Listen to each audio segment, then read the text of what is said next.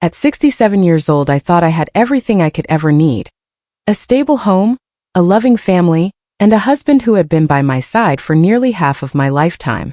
We had weathered storms together, celebrated milestones, and built what I believed was an unshakable bond. But one quiet Thursday evening, I sat alone in the living room, the soft hum of the refrigerator in the kitchen sounding louder than usual, and felt a gnawing emptiness in my chest that I could no longer ignore. I let my eyes wander around our home, the very same rooms where our children once chased each other, where birthday candles were blown out, where winter nights were spent by the fire with mugs of cocoa. Once every corner of this place seemed alive with shared dreams and laughter. But now it felt foreign, almost like I was trespassing in someone else's life. The photographs on the walls stared back at me like strangers frozen in time, their smiles belonging to people I wasn't sure we still were. David, that's what I'll call him now, came into my life when I was just 22. Back then I was a college student with a heart full of restless dreams and a head filled with plans. David was different from any man I'd met before. He wasn't the kind to impress you with grand gestures or wild adventures. He was steady, dependable, and deeply rooted, like an old oak tree that could weather any storm. I still remember the first time we really talked. It was at a mutual friend's backyard barbecue. I had been standing near the food table, pretending to be fascinated by the potato salad, just so I wouldn't look awkward. He walked up beside me, nodded toward the sky, and said, "Looks like it might rain later." Simple words, but there was a calm certainty in his voice that made me feel, in that instant, like everything was going to be okay. We married young. We bought a modest 2-bedroom house in a small Midwestern town called Mapleford. Within 3 years we had 2 children, a boy and a girl, and life settled into a rhythm. Dinners at 6 sharp. Weekends fixing up the house. Evenings helping the kids with homework. We didn't travel much. We didn't live extravagantly. But I told myself that a quiet, stable life was far better than chasing after excitement. And for a long time it was enough. But time has a way of eroding things slowly. At first I barely noticed the changes. David started working later, claiming deadlines and tax season demands at the accounting firm. Conversations at dinner became shorter, revolving mostly around bills, school events, or the leaking faucet in the kitchen. The little things, the casual touch on the shoulder, the playful teasing, the shared laughter, faded bit by bit until I could barely remember the last time we'd had them. First, I convinced myself it was normal. After all, life was busy. Raising children, keeping a house, paying bills, who had time for romance? But over the years, I began to realize it wasn't just about being busy. David seemed to have shifted his gaze away from me entirely. And the truth was, I had changed too.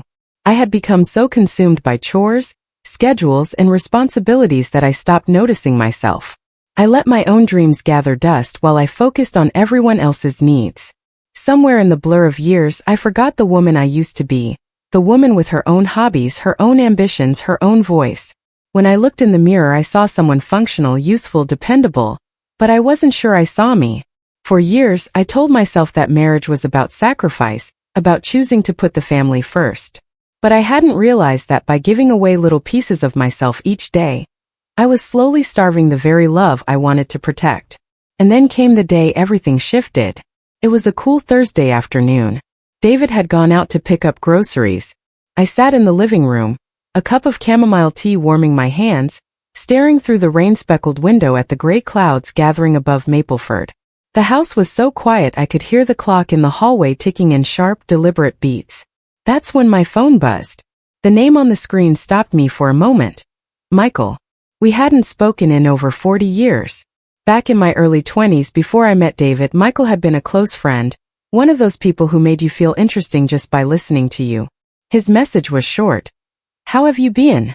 It's been so long." I smiled before I even realized I was doing it. We started talking. At first it was the usual catching up, how many kids we had, where we lived now, what we'd been doing all these years. But as the conversation went on, Michael asked questions that caught me off guard. "Are you happy? What do you want to do for yourself these days?" For the first time in decades, someone seemed genuinely curious about my dreams, my feelings, my life beyond being a wife and mother. Our chats became a daily ritual. I would check my phone in the mornings before even pouring my coffee, just to see if he'd written. It felt like a small flame had been lit inside me again. I started wearing lipstick some mornings. I began reading novels before bed instead of scrolling through the news. I found myself smiling, not because something had happened but because it felt like I had happened again. At that point I told myself it was harmless. Just friendship. Just two old friends reconnecting. But deep down I think I already knew it was more than that. Our messages quickly became the brightest part of my day. I'd wake up, reach for my phone before even swinging my legs out of bed, and there it would be, a little notification from Michael. Some mornings it was just a good morning, and a memory from decades ago. Other times it was a question that made me pause and actually think not about chores or errands but about me. He asked about the books I loved back in college, about whether I still painted watercolors the way I used to.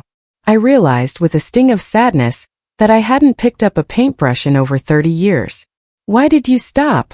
he asked once. I didn't have a good answer. The conversations were light-hearted sometimes, but other times they dug deep. We talked about aging, about regrets, about the strange loneliness that can creep into a life that looks perfect from the outside. And I started to change. I caught myself humming while making dinner. I spent longer picking out what to wear in the morning. I even started adding fresh flowers to the kitchen table again. Something I'd stopped doing after the kids left home. That small spark inside me was growing, and I didn't realize how visible it was until the night David came home early. It was a Tuesday. I had just finished typing a message to Michael. Something about how I'd seen a beautiful sunset that made me think of one we'd watched together decades ago. I was still smiling when David walked into the living room. He froze in the doorway for just a moment, looking at me like he was trying to figure out if I was the same woman he'd left that morning. He didn't smile back. "Who are you talking to?" he asked, his tone calm but edged with something sharp. "An old friend," I said too quickly. His eyes flickered. He walked over, held out his hand. "Let me see your phone." I could have lied. I could have hidden it. But instead, I handed it to him without protest. Maybe because some part of me was tired of pretending. He scrolled. At first, the messages were harmless. Then he found the ones with more weight. The lines where Michael told me he missed the way I used to laugh, where I admitted I sometimes felt invisible. David didn't raise his voice. He didn't curse or accuse. He just set the phone on the coffee table, leaned back in the chair across from me, and stared for a long moment.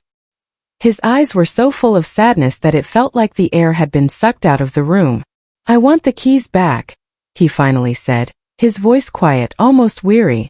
Those 5 words felt like a door slamming shut somewhere deep inside me. The next morning, he packed his clothes into 2 suitcases.